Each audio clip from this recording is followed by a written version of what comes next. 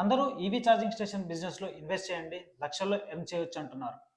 కానీ ఇన్వెస్ట్ చేయడానికి ముందు ఈ 4 విషయాలు తప్పకుండా తెలుసుకోండి. First, demand. ఇండియాలో ఎలక్ట్రికల్ వెహికల్స్ రోజు రోజుకి చాలా పెరుగుతున్నాయి. కానీ ఛార్జింగ్ స్టేషన్స్ మాత్రం ఆ డిమాండ్కి మ్యాచ్ అవ్వట్లేదు. అందుకే గవర్నమెంట్ మరియు ప్రైవేట్ కంపెనీస్ ఛార్జింగ్ స్టేషన్స్ని ఎస్టాబ్లిష్ చేయడానికి ఫోకస్ చేశాయి. Second, investment.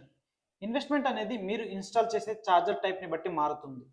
ఏసీ ఛార్జర్కి అయితే అప్రాక్సిమేట్లీ 50,000 నుంచి 2 lakhs వరకు, డీసీ ఫాస్ట్ ఛార్జింగ్కి అయితే 8 lakhs నుంచి 25 lakhs వరకు లేదా అంతకంటే ఎక్కువ అవ్వచ్చు. Third, government support.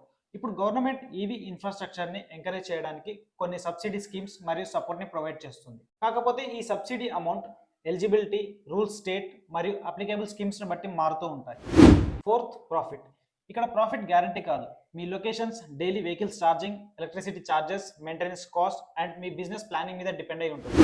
కాబట్టి ప్రాపర్ రీసెర్చ్ చేసి ఇన్వెస్ట్ చేయండి. ఇలాంటి జెన్యూన్ బిజినెస్ టిప్స్ కోసం మన పేజ్ని ఇప్పుడే ఫాలో చేసి పెట్టుకోండి. బిజినెస్ చేయాలనుకునే మీ ఫ్రెండ్కి ఈ రీల్ తప్పకుండా షేర్ చేయండి. Thank you.